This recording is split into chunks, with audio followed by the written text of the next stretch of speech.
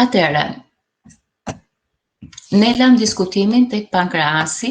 Pankreasi është një organ tepër i rëndësishëm i sistemit digestiv, i lokalizuar në nivelin e murit të pasëm abdominal.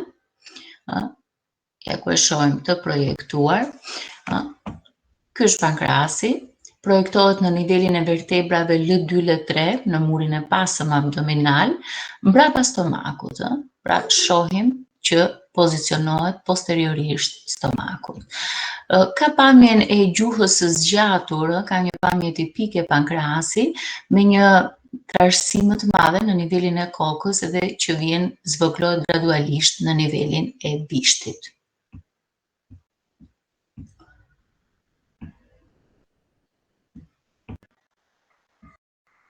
Ne dim që pankreasi ka funksione të rëndësishme ekzokrine dhe endokrine. Pra pankreasi është një gjendër me funksion të dyfisht. Si gjendër ekzokrine, pankreasi prodhon enzimat që shërbejnë për tretjen e ushqimeve, lëndës ushqimore në nivelin e pars descendens duodeni. Ndërtimi i strukturës glandulare ekzokrine është në formën e acinuseve, pra është një gjendër acinare e degëzuar, sikurse shohim edhe në figurë. Acinuset janë të ndërtuara nga qeliza në formë cilindrike, ku nga secila prej acinuseve, pra në formë piramidale gati-gati, ku nga secila prej tyre, të grupuara në formën e një sfere, nga secila prej acinuseve origjinon një duktus.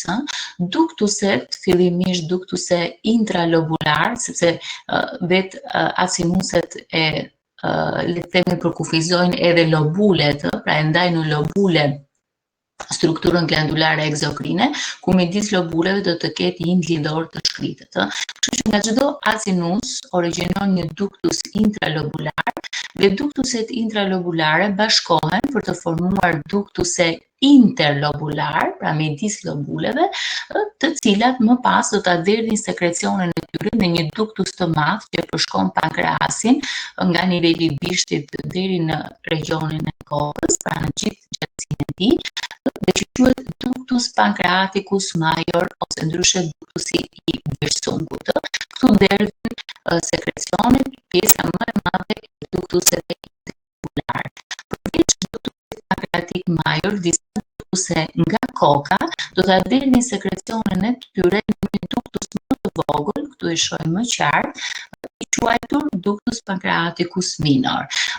Ductusi pancreaticus i madh, Birsungu, sikurse shikojmë me një shtrirje në gjithë gjatësinë e pankreasit, do të bashkohet me duktusin e koledokut për të formuar në pjesën fundore të tyre ampula vater.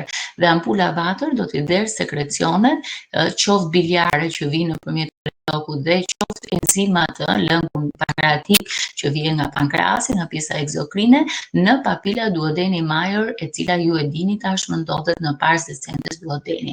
Ndërkohë që ductus pancreaticus minor ose accessorius, ndryshe Santorini, do të derdhet në papila duodeni minor, është më sipër papila duodeni major në pars descendens duodeni, duke evidentuar edhe një plik longitudinale mukozale midis dy papilave.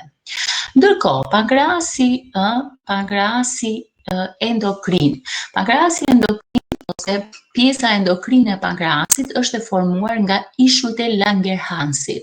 Janë qeliza të grupuara në formë ishujsh, quhen qelizat alfa dhe qelizat beta, të cilët këto ishuj kanë për funksion dhe këto qelizat të prodhojnë substanca ose ato që ne ndryshe i quajmë hormone, të cilat si karakteristikë kanë derdhjen e tyre në sekrecionin e derdhjen e sekrecioneve të tyre në gjak, pra derdhjen e hormoneve në gjak.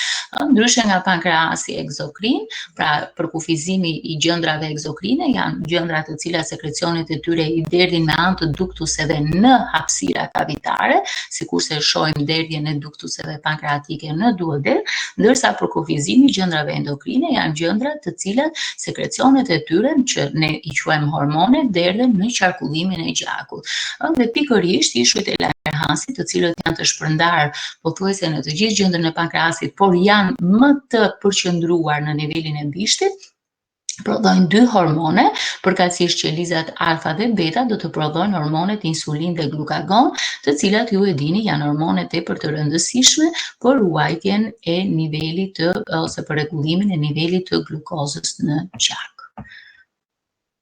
Mungesa e mosekretimi i sasisë së duhur të insulinës apo rezistenca e veprimit të insulinës në indet periferike zhvillon edhe një sëmundje tepër të njohur që është sëmundja e diabetit, sëmundja e diabetit. Ndërkohë që pankreasi egzokrin është një likid me pH alkalin i cili prodhon enzima që do të bëjnë zbërthimin e elementeve ushqimor në duoden. Cilat enzima përmban tripsin, kemiotripsin, karboksipeptidaz, të cilat hidrolizojnë proteinat në peptide ose aminoacide, përmbajnë ribonukleaz dhe deoksiribonukleaz që zbërthejnë acidet nukleike, amilaza pankreatike shumë e rëndësishme për zbërthimin e karbohidrateve në glukozë saharide, lipazat, të cilat hidrolizojnë trigliceridet në acide yndyrore dhe monogliceridet, dhe kolesterol esteraza që zbërthejnë kolesterol esteret në kolesterol dhe acide yndyrore. Këto ju do të në fisiologji, por të krijoni një ide të përgjithshme të enzimave që ndodhen në lëngun pankreatik egzokrin. Për sa i përket ndërtimit morfologjik, tek pankreasi evidentohen disa pjesë të tij, duke filluar me kokën, trupin, kaput pankreatis, korpus pankreatis dhe bishtin kauda. Regioni i kalimit nga koka në trup quhet ndryshe dhe qafa, pikërisht kjo zona transitore. Koka vërehet një zgjatënim që quhet procesi uncinat dhe midis kokës dhe trupit edhe një incizur që quhet incizura pankreatike. Ndërsa në kalimin midis kokës dhe trupit vjet re një ngritur anteriore që quhet tuber omentale. Kjo është tuber omentale. Përsa i përket raporteve të secilës pjesë të pankreasit, shohim që koka ka një raport të veçantë me duodenin, ajo rrethohet nga C-ja ose uja duodenale quhet ndryshe, pra rrethohet nga pjesët e duodenit, nga pars horizontalis superior, nga pars descendens duodeni, pars horizontalis inferior dhe pars ascendens duodeni. Pra rrethohet nga C-ja ose uja duodenale. Faqja anteriore e trupit është e drejtuar nga corpus ventriculi, pra nga trupi i stomakut, ja ku e shohim, pra faqja anteriore e kokës ka raport me trupin e stomakut, ka raport anteriorisht, e shohim këtu edhe me pjesën pilorike, shikoni raportin e ngushtë me pjesën pilorike të stomakut, me pars superior të duodenit dhe me ansat jejunale që përhapen këtu anteriorisht. Faqja e pasme është e mbështetur tek aorta, vena cava inferior, pjesa lumbare, shikojmë këtu, pjesa lumbare e diafragmës, vena porta, ka raport me venën porta, dhe me ductus choledocus. Shikojmë që ductusi choledocus, pasi kalon posteriorisht pars horizontalis superior të duodenit, kalon në faqen e pasme të kokës së pankreasit. Biles këtu është edhe bashkimi, pra e kemi përmendur, në faqen e pasme të kokës ndodh dhe bashkimi me i choledocut me ductus pancreaticus major dhe pjesa fundore zhytet në indin substancor të kokës së pankreasit për t'u hapur pastaj në pars descendens duodenit. Për sa I përket trupit, trupi ka një pamje trekëndore me 3 faqe, me një faqe anteriore, me një faqe posteriore dhe këtu poshtë me një faqe inferiore. Pra nëse do të bëjmë një prerje tërthore, pra do të ketë pamjen e një trekëndshi kjo prerje. Faqja posteriore do të ketë raport, sikur se shikojmë, me aortën, me venën cava inferior dhe do të ndodhet në nivelin e vertebrës L1, trupi. Faqja anteriore e trupit do të vazhdoj të ketë raport me faqen posteriore të stomakut, ndërsa faqja inferiore e trupit ka raport me fleksurën duodeno-jejunale, me jejunumin dhe me kolonin transvers inferiorisht. Trupi paraqet gjithashtu dhe 3 margo, 3 buzë, do të kemi margon superiore, kjo është margo superiore, ku do të kalojë në margon superiore arteria lienale, kjo është arteria lienale, që do të origjinojë nga një strukturë e rëndësishme vazale, ne do t'i zhvillojmë pas disa orësh, që del nga aorta dhe është e rëndësishme kjo strukturë për vaskularizimin e pjesës më të madhe të organeve digestive dhe quhet trungusi celiak. Ka raport të ngushtë, ndodhet sipër pankreasit dhe në sipërfaqen, në buzën e sipërme të pankreasit kalon një prej degëve të trungusit celiak, e quajtur arteria lienale. Ju e kuptoni nga vetë emri, një ndër fushat kryesore të vaskularizimit të saj do të jetë shpretka, por jo vetëm, ne do të shikojmë që do të japë ide edhe për organet të tjera digestive. Gjithashtu ka margon anteriore, ka dhe margon posteriore në pjesën e pasme. Bishti drejtohet sipër te majtas në drejtim të hilusit të shpretkës. Bishti shtrihet brenda fletëve të ligamentit splenorenal. Këtu kemi një strukturë, një dubligaturë peritonale që kalon nga shpretka, nga hilusi i shpretkës në drejtim të veshkës së majt, kjo është veshka e majt, dhe brenda këtyre dy fletëve peritonale do të ndodhet bishti I pankreasit. Quhet ndryshe dhe ligamenti splenorenal. Në nivelin e bishtit dallojnë vetëm 2 faqe, pra bishti ka një formë të sheshtë, faqen anteriore dhe faqen posteriore. Procesi uncinat, sikur se shikojmë, është një zgjatim në formën e çengelit në pjesën inferomediale të kokës së pankreasit, është I rëndësishëm raporti që do të ketë me 2 struktura vazale që janë arteria dhe vena mesenterica superior. Këto do të kalojnë në nivelin e incizurës së pankreasit, pra kjo quhet incizura pankreatike, zbresin duke pasur raport me faqen anteriore të procesit uncinat dhe zbresin gjithashtu duke pasur raport me pars horizontalis inferior të duodenit.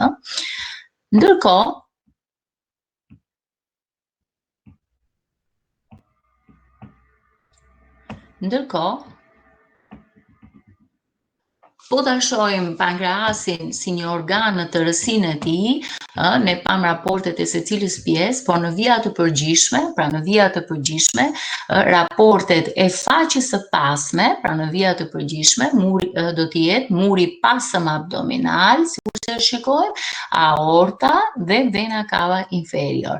Ndërkohë që faqa anteriore e pankreasit do të ketë raport me thamë e përmendëm te pjesët e veçanta, me murin e pasëm ose faqen posteriore të stomakut dhe midis tyre, pra midis stomakut dhe faqes anteriore të pankreasit, do të ndodhet një hapësirë e kavitetit peritoneal që ne do ta quajmë bursa omentale. Kjo është bursa, pikërisht hapësira midis stomakut dhe pankreasit. Koka e pankreasit, raportet e rëndësishme I ka me duodenin, brenda uzë duodenale. Faqja e poshtë me pankreasit në nivelin e trupit e evidentojmë dhe më pas dhe të bishtit do të ketë raport edhe njëherë me pleksurën duodeno-jejunale, me jejunumin dhe me kolon transvers, deri te fleksura e majtë e kolonit transvers, ndërsa bishti I pankreasit do të ketë raporte të ngushta me lienin. Pra në vija të përgjithshme, këto janë raportet kryesore. Tu evidentojmë qartë faktin që në buzën e sipërme të pankreasit kalon arteria lienale. Ky është trungusit celiak, që ka raporte në pjesën e sipërme të trupit të pankreasit, është një strukturë që fillon në formën e trungut dhe vazhdon me 3 degë, arteria gastrika sinistra, arteria lienale dhe arteria hepatica communis. Këto janë 3 degët të cilat do të vaskularizojnë një pjesë të mirë të organeve digestive, e veçanta është që në buzën e sipërme të pankreasit, arteria lienale kalon dhe orientohet drejt hilusit të shpretkës, ndërkohë që në faqen posteriore kalon vena respektive që është vena lienale. Kjo është vena lienale. Për sa i përket skeletotopisë, pankreasi shtrihet në planin transpilorik dhe koka projektohet në të djathtë të linjës mediane në nivelin e vertebrave L2, L3, trupi projektohet në nivelin e lënjishit tham dhe ka një shtrirje nga e djathta në të majt të linjës mediane, ndërsa bishti projektohet në nivelin e të 12-ës në hilusin e shpretkës. Pra këto janë dhe raportet skeletotopike. Për sa i përket raporteve me peritonumin, pankreasi konsiderohet si organ retroperitonal, pra ekstraperitoneal dhe madje retroperitonal, pra i vendosur në murin e pasëm abdominal, sipërfaqja anteriore e tij është mbuluar nga peritonumi parietal, sikurse e shikojmë, dhe përshkohet transversalisht edhe nga rrënja e mezos së kolonit transvers. Pikërisht kjo këtu është rrënja e mezos së kolonit transvers. Vetëm bishti në pjesën fundore ka një raport më të gjerë me pankreasin, por megjithatë pankreasi konsiderohet si një organ retroperitonal, pra ekstraperitoneal i tipit retroperitonal në murin e pasëm abdominal. Mbaruam me organet e sistemit digestiv dhe do të shohim sot krahas organet e sistemit digestiv një organ që ndodhet në raport me organet e sistemit digestiv, por që në fakt nuk i takon këtij sistemi sepse si organ i takon sistemit limfoid. Pra është organi limfoid më i madh i organizmit. Shpretka ose ndryshe lieni është pozicionuar në hipokondrumin e majt, është një organ me ngjyrë vishnje, me konsistencë të butë nga pikpamja morfologjike, me përmasa 12 me 7 dhe me 4 cm trashësinë dhe një peshë rreth 150 gram. Nëse do të shohim ndërtimin e pamjes së jashtme, ne do të dallojmë dy poluse, të cilat kanë edhe orientimet e tyre, polusi superior në drejtim të diafragmës dhe polusi inferior në raport me fleksurën e majt të kolonit, pra me fleksura coli sinistra.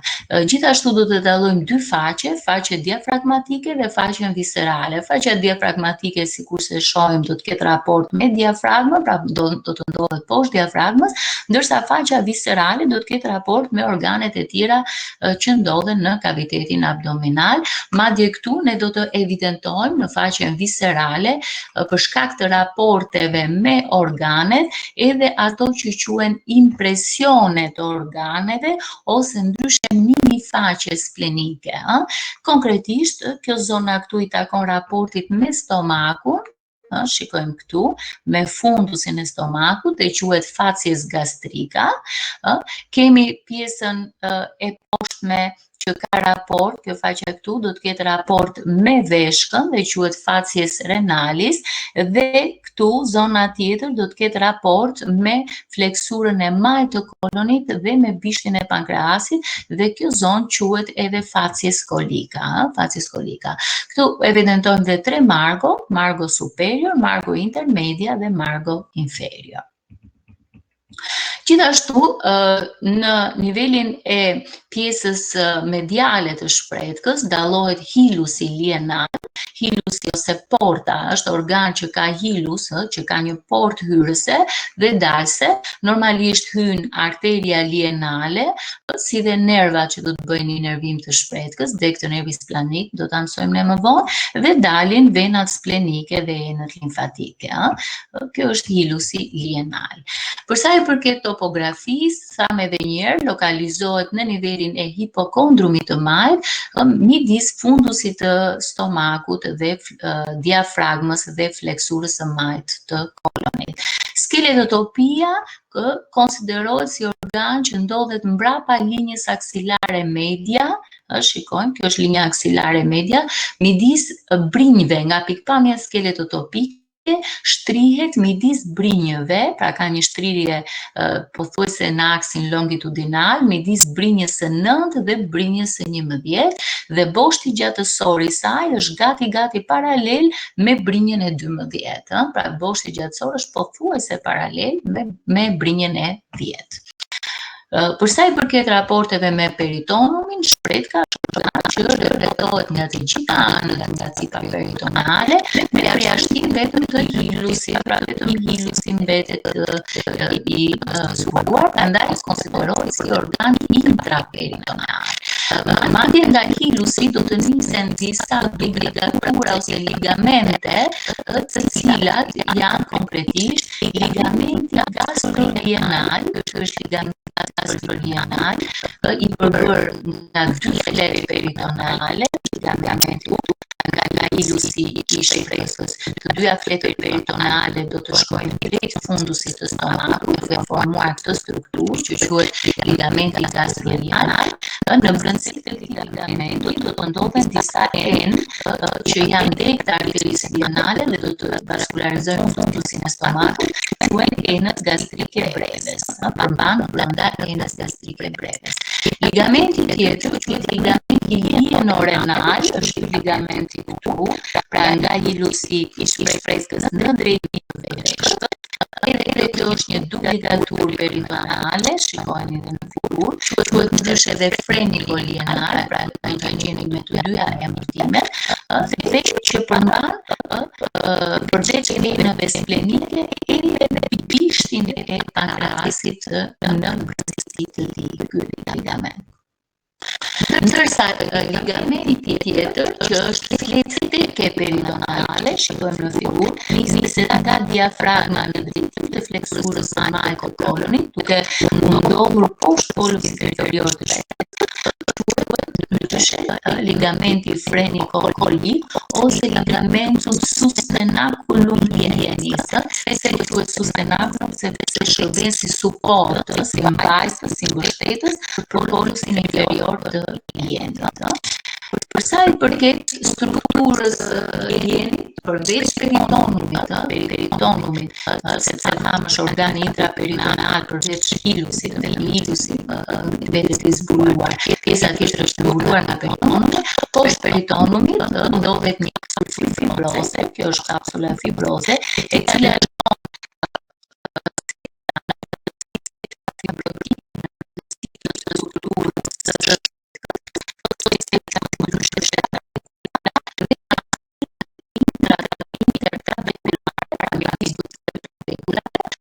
do të vendoset rrjedhje le të themi,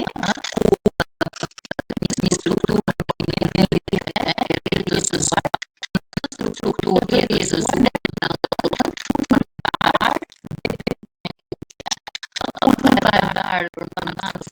limfatik të përbërë nga lindi limfoid, ndërsa palpakuqe përmban, si të shikojmë, sinusoidet venose të shprehjes dhe elementet qelizor si trombocite, eritrocite, granulocite, monocite. Kush janë funksionet e shprehjes? Një funksion i rëndësishëm është filtrimi i gjakut, duke larguar dhe duke shkatëruar eritrocitet e plakura dhe agentët mikrobial. Gjithashtu, në jetën fetale, problemet e eritrocite dhe leukocite, ishte në rëndësi në prodhimin e eritrociteve dhe leukociteve gjatë jetës fetale, ndërsa pas lindjes do të fabrikohet limfocitet.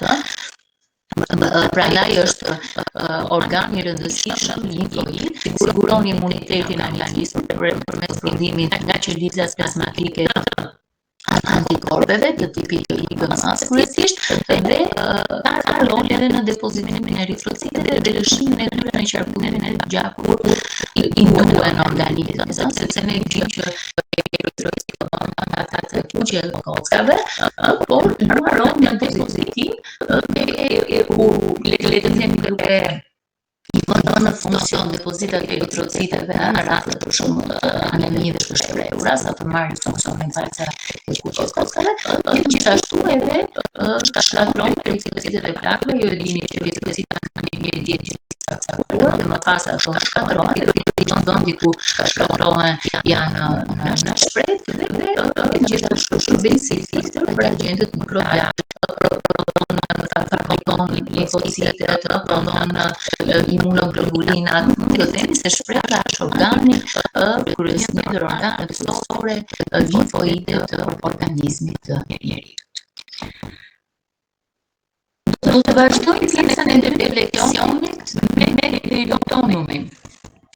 Duke parë tashmë në tërësinë e peritonumit e kavitetit abdominal, peritonumi parietal edhe peritonumi visceral, duke parë hapësirat midis peritonale dhe përmbajtjen e tyre. Ne kemi thënë që peritonumi është si seroza që vesh muret e organet e kavitetit abdominal, ato ndahen pjesa që vesh muret e kavitetit abdominal në peritonum parietal dhe pjesa që vesh organet në peritonum visceral, duke pasur një kontinuitet me vazhdimsi, pra një kalim drejt për drejt nga peritonumi parietal në drejtim të peritonumit visceral dhe anasjellës. Pra, dy letër peritonale janë një antërprerje njëra tjetrës, duke fizuar midis tyre një hapësira midis peritonumit parietal dhe visceral, quhet hapësira peritonale. Në këtë hapësirë sekretohet një sasi minimale të kolesterol, si quhet ylëm peritonal, peritonal, i cili bën të mundur që organet të rrëshqasin përkundrejt njëra tjetrës, duke mos u fërkuar dhe që ato mos dëmtohet gjatë lëvizjeve minimale që kryen në kavitetin abdominal, për sa i përket raporteve me peritonumin, e kemi thënë edhe më parë ato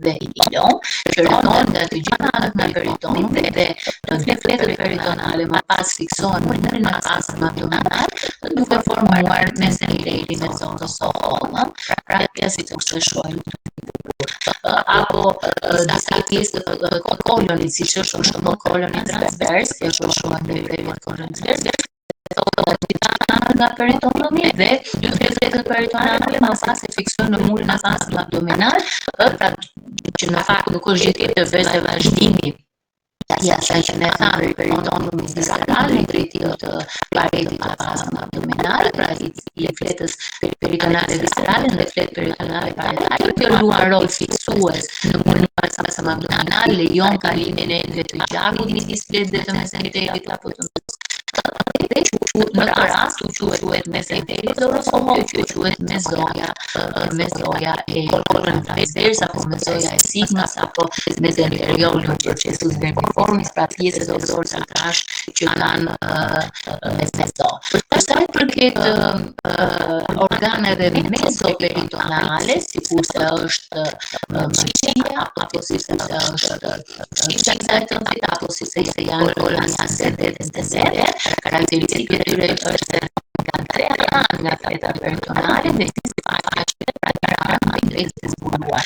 Sikur që kemi thënë, tek mëqia është area nuda, e cila fikson në një farë mënyre mëqin në diafragmën, duke bërë të mundur që gjithë kjo zonë të mbetet e zhveshur nga fleta peritonale.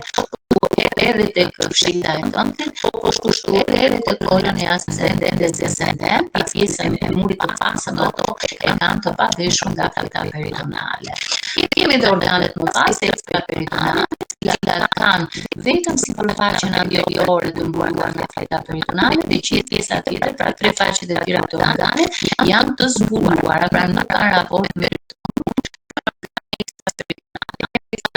organet extraperitonale. Në pasëm abdominal, sikurse se peritonale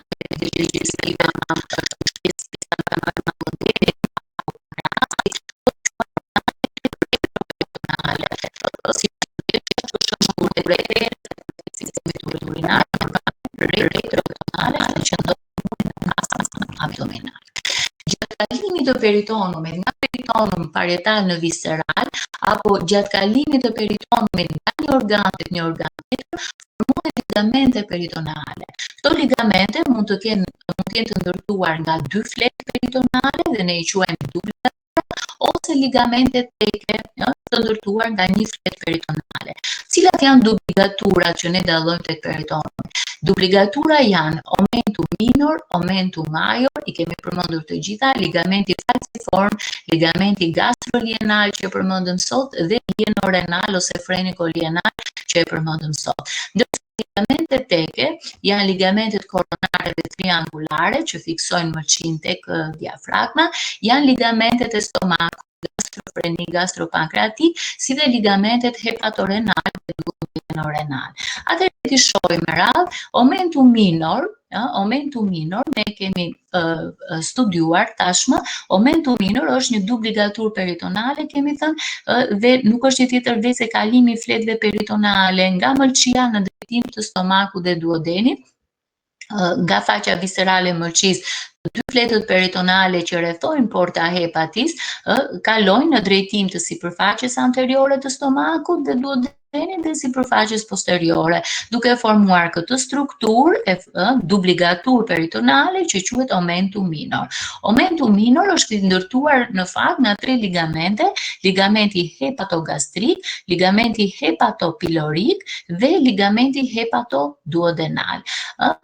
Keni parasysh që në brendësi të fletëve të ligamentit hepatoduodenal kalojnë tre strukturat e rëndësishme të porta hepatis. Që vazhdojnë në porta hepatis. Cilat janë ato? Është ductusi biliar komun, i cili ka një pozicionim djathtas, është arteria hepatika propria që ka një pozicionim majtas dhe vena porta, është vena porta që ndodhet midis tyre dhe posteriorisht. Pra shumë e rëndësishme kalimi midis dy fletëve të ligamentit hepatoduodenal, që është pjesa omentum minor, të këtyre tre strukturave të rëndësishme vaskulobiliare. Tjetër dubligatur e kemi përmendur omentum major. Ja ku është omentum major. Omentum major fillon nga kurbatura e madhe e stomakut, janë dy fletë peritonale, pra qoftë nga sipërfaqja anteriore dhe nga sipërfaqja posteriore, lëshohen nga kurbatura major në murin e përparshëm abdominal, pra mbrapa murit të përparshëm abdominal, duke mbuluar kolonin transvers, dhe bëjnë një kthes në pjesën inferiore, pasi kanë mbuluar dhe ansat intestinale, pjesën më të madhe të ansave intestinale mesentériale, bën një kthes kjo dubligatur për të fiksuar te koloni transvers. Pra, le të themi, në përbërje të omentum major është dhe ligamenti gastrokolik. Ky është ligamenti gastrokolik. Në këtë mënyrë, omentum major është i formuar nga dy dubligatura peritonale. Pra, shikoni, kemi një dubligatur, kemi dy kthesën që formon dubligaturën tjetër. Pra, omentum major në këtë rast është i formuar nga 4 fletë peritonale dhe mbulon pjesën më të madhe të intestinum tenium mesentériale. Tjetër dubligatur peritonale është ligamenti falciform. Ne kemi përmendur ligamentin falciform si ligament që kalon nga faqja inferiore e diafragmës dhe murit përparshëm abdominal drejt sipërfaqes diafragmatike të mëlçisë, është e përbërë nga dy fletë peritonale që ndan lobin e majtë nga lobi i djathtë në faqen diafragmatike. Kemi ligamentin gastrolienal që ne përmendëm sot, është ligamenti gastrolienal i cili, ose ndryshe dhe gastrosplenik, pra keni parasysh lienit i themi ndryshe splen, gastrolienal ose gastrosplenik, i cili fillon nga thame edhe njërë, nga hilusi i shpretkës drejt fundusit të stomakut dhe përmban enët gastrike brevis në brendësi të tij. Ligamenti tjetër është ligamenti freniko-lienal ose lienorenal. Quhet lienorenal sepse kalon nga hilusi i shpretkës në drejtim të veshkës majt dhe përmban përveç enëve splenike bishtin e pankreasit. Pra, dy fletët peritonale në brendësi të tyre veshin bishtin e pankreasit. pankreasit. Prandaj themi dhe që bishti i pankreasit ka një raport më të gjerë me peritonumin, meqense ndodhet brenda ligamentit lieno-renal ose freniko-lienal. Ndërsa ligamentet teke, i kemi përmendur ligamentet koronare dhe ligamentet triangulare të majt dhe të djathtë që fiksojnë area nuka të heparit në diafragmë. Ligamenti gastrofrenik është një ligament tek peritoneal, pra nuk kemi të bëjmë me duplikatura, por kalimi i fletës peritonale direkt nga kurbatura e madhe e stomakut në nivelin e fundusit në drejtim të diafragmës. Po kështu dallojmë dhe dy ligamente të tjerë tek peritoneal, siç është ligamenti hepatorenal. Ky është ligamenti hepatorenal nga mëlçia në drejtim të veshkës së djathtë, dhe ligamenti duodenorenal, ky ligamenti këtu nga pars descendens në pjesën e mediale të veshkës së djathtë. Gjithashtu, kalimi i peritonumit përpara ose sipër formacioneve të ndryshme krijon edhe disa struktura që njihen me emrin plika peritoneale. Siç janë për shembull plika duodenale, ku është plika duodenale superiore dhe plika duodenale inferiore. Po kështu formojnë dhe plikat ileocekale. Kjo është plika ileocekale nga kalimi i peritonumit sipër ileumit. Kjo është plika ileocekale superiore ose vaskulare, sepse në të kalon një arterie, është pikërisht arteria cekale anteriore që kalon këtu, dhe plika ileocekale inferiore është kjo plika këtu, e cila quhet jo vaskulare sepse nuk kalon ndonjë arterie në këtë plik. Po kështu kemi dhe plikat umbilikale që krijohen në murin e pasëm abdominal nga kalimi i peritonumit sipër disa strukturave që ndodhen pikërisht këtu në murin e pasëm abdominal. Cilat janë këto struktura? Në qendër kalon urakusi. Urakusi është mbeturinë e jetës intrauterine dhe kur obliterohet, pra urakusi ka qenë në jetën intrauterine dhe kur obliterohet formon një ligament. Shikoni, urakusi shkon nga vezika urinare në drejtim të umbilikusit. Kur obliterohet formon një ligament që njihet me emrin ligamenti umbilikal median. Kalimi i fletës peritoneale sipër këtij ligamenti formon plika umbilicalis mediana. Kjo është plika umbilicalis mediana. Po kështu, obliterimi i arterieve umbilikale, arteriet umbilikale të fetusit, si unë shpjegova dhe orën e kaluar, bënin të mundur kthimin e gjakut në drejtim të papastër në drejtim të kordonit umbilikal. Këto janë arteriet umbilikale, kur obliterohen formojnë ligament umbilikal medial. Dhe kalimi i peritonumit sipër ligamenteve umbilikale mediale formon plika umbilikale mediale. Po kështu kemi dhe një plik umbilikale laterale, e cila formohet nga kalimi i fletës peritonale sipër dy strukturave bazale që janë arteria dhe vena epigastrika inferior. Do t'i shohim ne më vonë, janë dy arteria dhe vena, të cilat do bëjnë të mundur vaskularizimin e murit të përparshëm abdominal bashkë me ato superiore që ne do t'i shtjellojmë në leksionet në vijim. Pra, plikat umbilikale, e thënë në vija të përgjithshme dhe njëherë, janë tre, janë 5 gjithsej, por janë tre, një mediane, dy mediale dhe dy laterale, cilat janë plika umbilikale mediane, plika umbilikale mediale dhe plika umbilikale laterale. Plika umbilikale mediane është kalimi i fletës peritoneale sipër ligamentit umbilikal median që formohet nga obliterimi i urakusit, strukturë e pranishme në jetën intrauterine që lidh vezikën urinare të fetusit me umbilikusin. Plikat umbilikale mediale, kalimi i fletës peritoneale mbi ligamentin umbilikal medial i formuar nga obliterimi i arterieve umbilikale të pranishme gjatë jetës intrauterine, pra funksionante gjatë jetës intrauterine, dhe ligamentet plikat umbilikale laterale të formuara nga kalimi i fletës peritoneale mbi arterien dhe venën epigastrika inferior.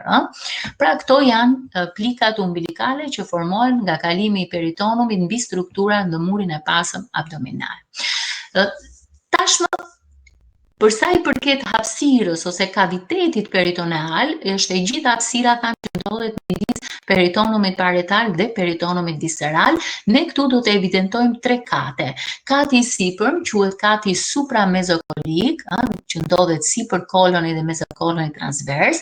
Kati i mesëm quhet inframezokolik, që shtrihet deri në hyrje të kavitetit pelvik, dhe kati i poshtëm quhet kati pelvik. Pra janë 3 kate të hapësirës peritonale. Edhe njërë kati supramezokolik, kati inframezokolik dhe kati pelvik. Edhe njërë cilët janë kufit midis kateve. Atëre, midis supramezokolikut dhe inframezokolikut si kufi është koloni dhe mezokoloni transvers. Këtu kalon. Pra, në nivelin e kolonit dhe mezokolonit transvers, pjesa sipër tyre përbën katin supramezokolik, pjesa poshtë tyre deri në planin që kalon nga promontoriumi në linjën terminale tek hyrja për në kavitetin pelvik deri te buza e sipërme e simfizës pubike, kjo zonë përbën kufirin e poshtëm të katit inframezokolik dhe çfarë është poshtë këtij plani ndarës të katit pelvik përbën katin pelvik ose pjesën e tretë të hapësirës peritonale. Kati supramezokolik sipërkufizohet nga faqja inferiore e diafragmës, e cila gjithashtu është e veshur nga peritonumi dhe poshtët kufizohet nga koloni dhe mezoja e kolonit transvers. Në të ndodhen organe të tilla si hepari, stomaku në këtë kat, rrugët biliare ekstrahepatike, i shohim në këtë kat, pjesa abdominale e ezofagut ndodhet në këtë kat, ja ku shohim pjesën abdominale, pjesën fundore të ezofagut dhe pars horizontali superior të duodenit. Pra janë organe që ndodhen në katin supramezokolik. Në katin supramezokolik ne dallojmë edhe disa hapësira, disa spaciume që krijohen pikërisht midis fletëve parietale dhe viscerale ose midis viscerave, të veshur nga peritonumi me njëra tjetrën. Kush janë këto spaciumet që ne ndryshe mund t'i quajmë derecese ose hapësira seroze? Spaciumi subfrenik. Spaciumi subfrenik është spaciumi që ndodhet midis faqes së poshtme të diafragmës dhe sipërfaqes diafragmatike të heparit. Spaciumi subhepatik dekster dhe sinister që ndodhet poshtë heparit. Spaciumi gastrolienal është hapësira midis stomakut dhe shpretkës. Spaciumi frenikolienal është hapësira midis diafragmës dhe faqes diafragmatike të lienit dhe bursa omentale që është hapësira midis faqes së përparshme të pankreasit dhe faqes posteriore të stomakut. Le t'i shohim shkurtimisht këto spaciume. Atëherë edhe një herë thamë që spaciumi që ndodhet ose hapësira që ndodhet midis diafragmës dhe faqes diafragmatike të heparit, kjo hapësirë peritonale quhet spacium ose recesi subfrenik, i cili nga ligamenti falciform ndahet në 2 pjesë. Kemi spaciumin subfrenik dekster, që ndryshe quhet bursa hepatike dekster, dhe këtu sipër spaciumin subfrenik sinister, që quhet ndryshe dhe bursa hepatike sinister. Pra, mbajni mend që këtu krijohen këto 2 struktura që ndahen nga ligamenti falciform, ne i quajmë edhe bursa hepatike. Pra ndodhen përkatësisht midis diafragmës dhe lobit të djathtë të heparit dhe midis diafragmës dhe lobit të majtë të heparit. Tjetër spacium. Ne thamë që janë spaciumet subhepatike dekster dhe sinister. Spaciumi subhepatik dekster ndodhet midis faqes së poshtme të heparit dhe mezokolonit transvers, sikur se shikojmë këtu. Është pikërisht ky spacium.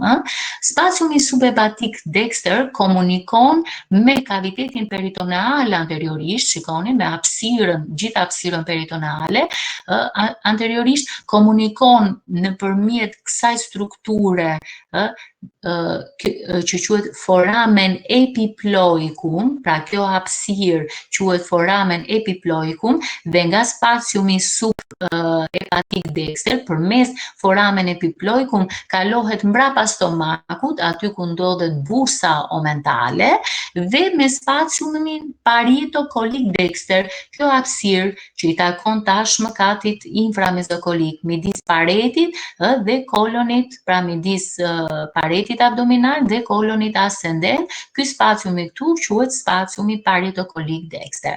Ndërsa spaciumi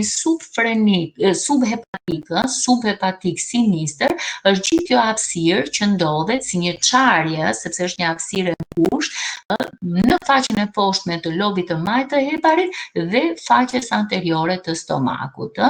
Ndërsa spaciumi gastrolienal, ja ku e shohim këtu, ndodhet, e tham edhe një herë, midis fundus ventriculi dhe shpretkës, shkon poshtë ky spacium deri tek fleksura e majtë e kolonit dhe te polusi inferior i shpretkës. Ndërsa spaciumi frenikolienal, e tham, është hapësira midis diafragmës dhe lienit. Një ndër hapësirat e rëndësishme të katit supramezokolik e përmendëm është bursa omentale. Kjo është bursa omentale. Ç'është bursa omentale? Është një hapësirë e kavitetit peritoneal që lokalizohet, kjo është bursa omentale, midis faqes së pasme të stomakut dhe faqes së përparme të pankreasit. Kjo është bursa. Kjo është hapësirë e cila në fakt do komunikojë edhe me gjithë hapësirën e kavitetit peritoneal anteriorisht nëpërmjet një strukture që quhet foramen epiploikum Winslow. Ç'është foramen epiploikum Winslow? Është pikërisht kjo foramen e Winslow e ndodhur midis ligamentit hepatoduodenal, i cili përmban triadën portale, vena porta arteria hepatica propria dhe ductus choledocus, prapa fleta peritoneale që mbulon vena cava inferior, sipër është lobi caudati i heparit këtu në këtë region dhe poshtë është pjesa e sipërme e duodenit.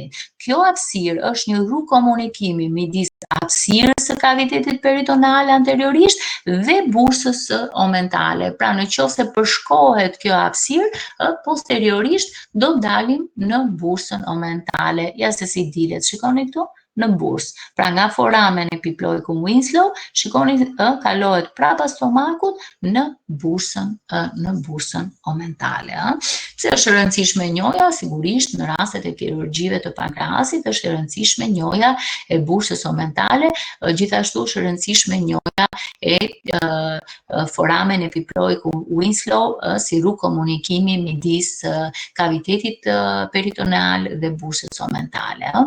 Si mendoni juve? Këtu te kufit e bursës të themi edhe diçka tjetër. Kush do të ishin kufit e bursës?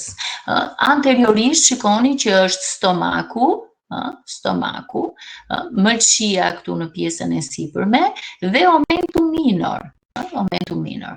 Posteriorisht, shikoni fleta peritoneale që mbulon aortën, shikoni venën cava inferior dhe pankreasin, gjithë kjo fletë peritoneale, posteriorisht, muri i sipërm formohet nga faqja e poshtme e lobit caudat të heparit, këtu në murin e sipër, ndërsa murin e poshtëm e formon kolon dhe mezoja e kolonit transverse, ku është mezoja e kolonit transverse, ndërsa majta shkon deri në këto ligamentet e shpretkës që ne i përmendëm.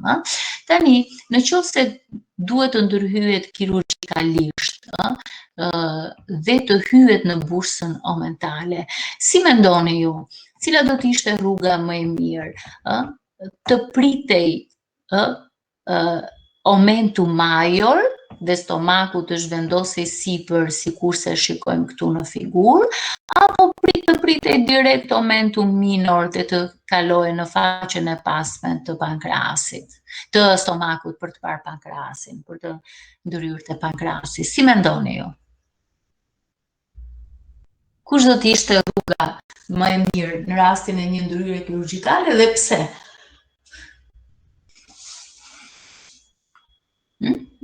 Pra, të bëhe kjo ndërhyrje këtu, për të dalë në bursën omentale dhe sigurisht për të bërë ndërhyrje në rast se duhet të bëhen ndërhyrjet e pankreasit, se për këtë qëllim bëhen ndërhyrjet kirurgjikale, apo duhet të pritej aumentum minor dhe hyej në bursën omentale nga sipër. Si mendoni ju? Mund të pritet aumentum minor? Besoj se është më vështirë të pritet aumentum minor për shkak të pranisë së enëve të gjakut.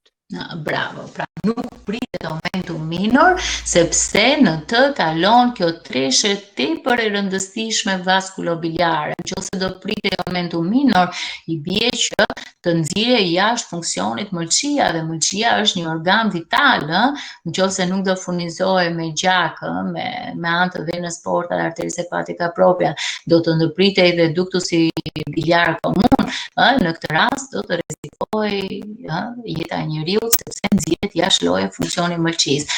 Prandaj aumentum minor nuk ndërhyet asnjëherë në aumentum minor, por ndërhyet në aumentum major, sikurse shikoni këtu, pritet aumentum major për të futur në bursën omentale. Është vendosur stomaku sipër për të futur në bursën omentale. Në rregull? Bravo, shumë mirë.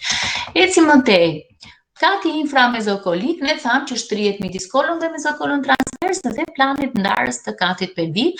Në të do të kemi aumentum majus, do të përmbaj anteriorisht aumentum majus dhe intestinum tenue mesenteriale, pra zorët e olla mesenteriale dhe rrënjën e mesenterit. Rrënja e mesenterit bën që këtu të dallojmë ose përcakton disa spaciume. Konkretisht janë dy spaciume, njëri që formohet djathtas dhe tjetri majtas. Kjo është rrënja e mesenterit. Është hequr jejunumi dhe ilumi për ta parë më qartë rrënjën e mesenterit. Kemi spaciumin mesenterico colicum dexter, kjo hapësira këtu, dhe spacium mesenterico colicum sinister, kjo hapësira këtu. Përveç këtyre dy spaciumeve, krijohen edhe spaciume midis pjesëve të zorës së trashë dhe mureve të kavitetit abdominal dhe janë pikërisht spacium ose recesi parietocolicum dexter, ky këtu, dhe recesi parietocolicum sinister. Ju e kuptoni që parietocoliku i djathtë krijohet midis faqes laterale të kolonit ascendent dhe peritonumit që vesh paretin abdominal djathtas. Ndërsa këtu midis peritonumit parietal dhe faqes laterale të kolonit descendent.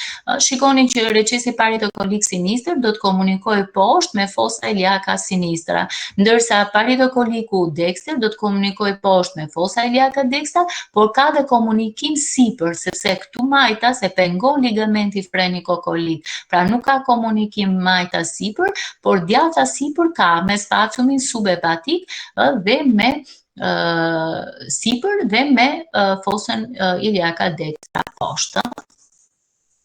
Dhe me subfreniku, pra shkon deri te subfreniku, pra djathtas ka komunikim, shikoni edhe këtu në këtë pamje, shikojmë këtu. Pra djathtas këtu kemi komunikim të këtyre spaciumeve, ndërsa majtas jo, pra djathtas ka komunikim të këtij spaciumi me spaciumin subhepatik të djathtë dhe subfrenik të djathtë. Ndërsa majtas këtu është një ligament, thamë, është ligamenti frenicocolik, kështu që nuk ka komunikim sipër, do të ketë vetëm komunikim poshtë me fosën iliake sinistra, me fosën iliake sinistra. Për sa i përket katit pelvik, kati pelvik tek meshkujt dhe te femrat formon recese të ndryshme për shkak të përmbajtjes së organeve genitale. Tek meshkujt kemi kalimin e fletës peritonale nga rektumi tek fundusi i vezikës urinare dhe krijohet vetëm një spacium, vetëm një reces, i quajtur recesi ose ekskavacio, i quhen ndryshe rektovezikalis. Ndërsa tek femrat për shkak të pranisë së uterusit, shikoni fleta peritonale kalon nga rektumi tek uterusi në sipërfaqen posteriore, pastaj anteriore dhe më pas tek fundusi i vezikës urinare. Kështu që tek kavitetin peritonal pelvik i femrave krijohen dy recese, dy ekskavacio, kemi ekskavacio veziko-uterin anteriorisht, pra midis vezikës urinare dhe uterusit, dhe ekskavacio recto-uterin, ose cavum Douglas quhet ndryshe, në pjesën e pasme të uterusit.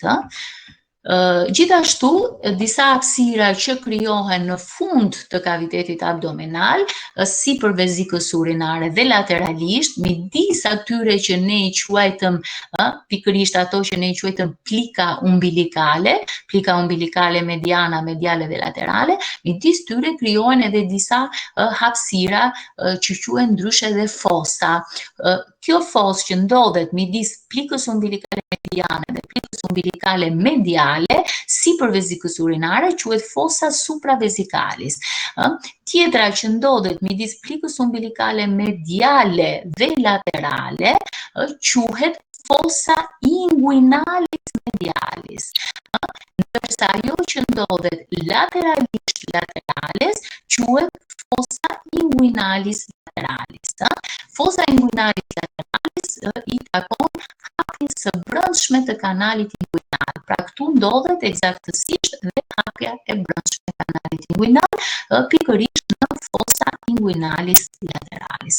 Këto janë edhe fosat që krijohen në fund të kavitetit peritonal në murin e përparshëm abdominal, pra mbrapa në pjesën posteriore të murit të përparshëm abdominal.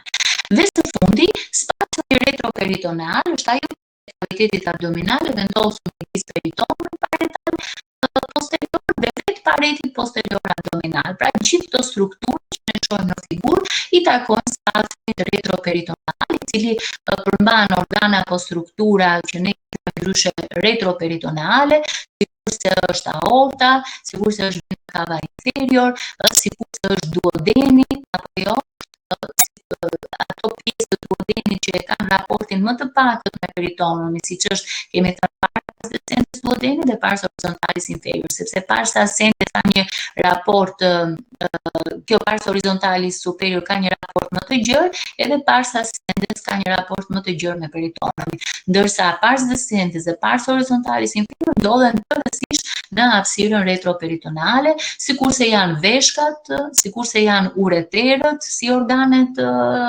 sistemit urinar, veshkat bashkë me gjëndrat mbiveshkore dhe porcionet abdominale të ureterëve. Pra të gjitha këto struktura, ka gjithashtu dhe limfonodë, ka plekse nervore, pra të gjitha këto struktura që ne shohim në figurë, qoftë vazale, qoftë organore, pankreasi, duodeni, veshkat, ureterët, aorta, vena cava inferior, plekse nervore, gjëndrat surrenale, këto të gjitha ndodhen në murin e pasëm abdominal, ku fleka peritonale I vesh vetëm anteriorisht dhe e gjithë kjo strukturë quhet ndryshe dhe hapësira retroperitonale.